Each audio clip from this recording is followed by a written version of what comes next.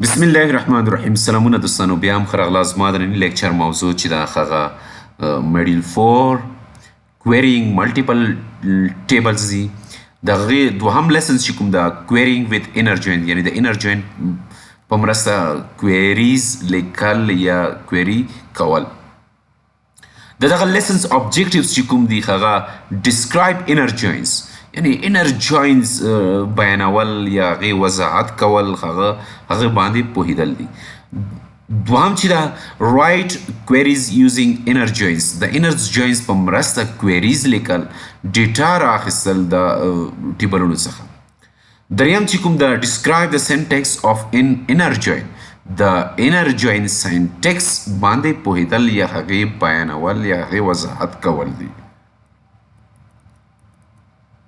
دوستانو په تیر لیکچر کې مونږ لوستي وو چې جوینز په مرسته مونږ کولی شو چې د دوو ټیبلونو څخه یا د دوو څخه زیات ټیبلونو څخه ډیټا رااخلو.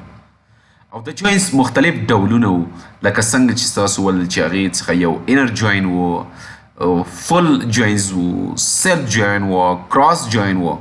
خو دلته چې زمونږ موضوع ده هغه د انر جوینز په هکله ده. انر جوین چې کوم د هغه د دوو ټیبلونو یا د دوو څخه زیات ټیبلونو څخه یوازې هغه ریکارډونه رااخلي کوم چې په دواړو کې موجود وي، یعنی هغه ډیټا چې په دواړو کې مشترکه وي یا ګډه ډیټا واوسیږي هغه زموږ ته رااخلي او ډسپلی کوي. د انر جوین په مرسته موږ یوازې د SQL سرور په ژبه کې وایي چې میچینګ ریکارډز رااخلو. کله چې انر جوینز اگزیکیوټ کیږي رن کیږي هغه بیا یو کارټیشین پروډکټس رامنځته کوي، او دا کارټیشین پروډکټ چې دا وروسته د نورو برخو یعنی د نورو کلاسونو یا آن او سلیکټ یا ویر په مرسته هغه مونږ فلټر کوو او د خپلې خوښه ډیټا ترې رااخلو.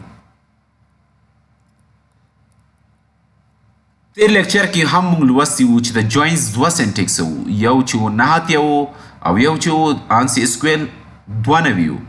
دا مو هم ویلي وو چې مایکروسافټ وایي چې ستاسو آنسی اسکویل 92 سینټیکس وکاروئ، دا تر ټولو ساده او اسانه زده کیدلی شي او په ډېر ښه شکل کې اگزیکیوټ کیدلی شي. او که چیرې یوه برخه هم موږ له پامه وغورځي او زموږ ذهن کې رانشي، هغه مونږ ته ډیټا په ځای بیا یو ایرر راکوي او د ایرر د لوستو څخه وروسته مونږ کولی شو چې هلته اصلاحات راولو.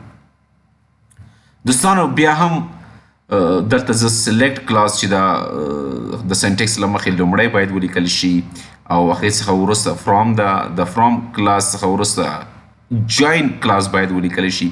د جوینز کلاس څخه وروسته باید هغه ټیبل نوم ولیکلی شي چې مونږ یې لومړي ټیبل سره جوین کوو. هغې څخه وروسته آن کلاس ولیکلی شي، د آن کلاس څخه وروسته هغه کالمونه ولیکلی شي چې د هغوی په مرسته د دواړو ټیبلونو ترمنځ ریلیشنشپ رامنځته شوي. دغه یې سینټیکس ده، سینټیکس یې داسې وایي. خو لاجیکل اډر له مخې چې دا هغه فرام کلاس چې دا لومړی رن کیږي، کله چې دغه برخه اگزیکیوټ شي رن شي، یو ورچوال ټیبل د کسټمرز رامنځته کیږي. کله چې دغه ورچوال ټیبل جوین شي د سیلز آرډر ټیبل سره، بیا دغه دواړو ټیبلونو یو کارټیشین پروډکټ رامنځته کوي. او دغه کارټیشین پروډکټس چې دا په هکله باید تاسو په تیر لیکچر کې پوهیدلی وئ او هېڅ ستونزه ونه لرئ. دغه کارټیشین پروډکټس وروسته چې دا د آن کلاس په مرسته فلټر کیږي، یعنی یوازې هغه ډیټا موږ ته پاتې کیږي چې دواړو ټیبلونو کې موجود وي. کله چې دغه ډیټا پاتې شي بیا د سلیکټ کلاس په مرسته موږ ته ډسپلی کیږي. دلته تاسو وینئ دوستانو چې د کسټمر ټیبل څخه کمپنی نوم رااخلم او د آرډر ټیبل څخه آرډر ډیټ کالم رااخلم. یعنی کله چې دغه برخه اگزیکیوټ شي یو ورچوال ټیبل یعنی کارټیشین پروډکټ رامنځته کوي، او دغه کارټیشین پروډکټ چې دا بیا د دغه برخې په مرسته ډیټا ترې فلټر کیږي او د دغه برخې په مرسته یعنی د سلیکټ کلاس په مرسته موږ ته ښودل کیږي. دلته تاسو ګورئ دوستانو چې کسټمر از سی، یعنی دا سی چې دا د کسټمر ټیبل چې د الیاس دا یو موقتی نومي ده، همدغسې د آرډرز ټیبل چې دا او چې دا دغه ټیبل لنډمهالی نوم ده او دغه یې الیاس ده. او دلته تاسو کتلی شئ چې زه او ډاټ order date د دې دغه مطلب ده چې د order ټیبل څخه دغه کالم ما ته راواخله او دغه سی چې ده یعنی د کسټمر ټیبل څخه موږ ته د کمپنۍ نوم راواخله.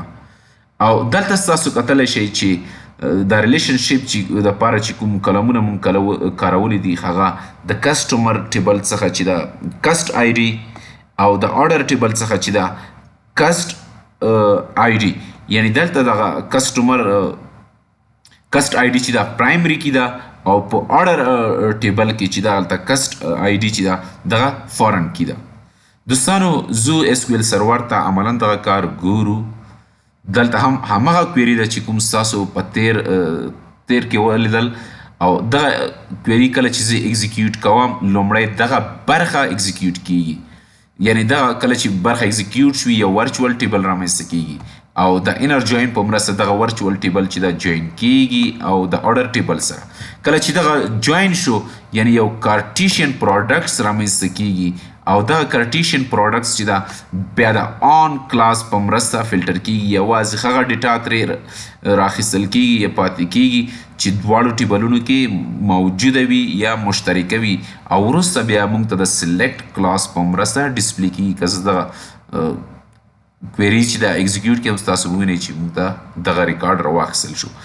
دلته دغه کویری که په ساده ژبه ووایو چې هغه کسټمر ریکارډ په هکله معلومات ما ته راکړه چې هغوی order کړی وي یعنی د هغه کسټمر کمپنۍ نوم او order date ما ته راکړه چې هغوی order کړی وي یعنی دغه کسټمر چې دا پرایمري کې چې د هغه په order ټیبل کې د فورن کی په شکل کې موجود وي. دوستانو د انر جوین کې د ټیبل لومړی یا په پای کې لیکل کوم ستونزه نه رامنځته کیږي. تاسو کولی شئ چې د orderز ټیبل چې د کسټمرز په ځای ولیکئ او د کسټمرز ټیبل نوم چې دا د orderز په ځای ولیکئ خو بیا هم به کوم توفیر یا فرق رامنځته نشي دا ځکه انر جوین وایي چې زه یوازې د دوو ټیبلونو څخه هغه ډیټا رااخلم چې هغه دواړو ترمنځ ګډه وي مشترکه وي نور هیڅ کار زه نه لرم چې هغوی تاسو په کوم ترتیب سره لیکئ. بیا هم وایم چې ډیفالټ چې کوم ده هغه انر جوین ده یعنی که تاسو دلته د انر کیورډز هم ونه لیکئ دغه جوین هم یعنی اس کیو ایل سرور پوهیږي د دې جوینز نه چې دا انر جوین ده ځکه چې ډیفالټ چې ده هغه انر جوین ده. دلته ستاسو خوښه ده که انر جوین لیکئ که نه لیکئ خو غوره به دغه وي چې ولیکل شي دا ځکه چې ستاسو په راتلونکي کې ښه پرې پوه شئ. دوستانو دغه و زموږ د نن ورځې لیکچر موضوع تر بل لیکچر پورې په لوی چیښتن سپارم. الله مو مل شه.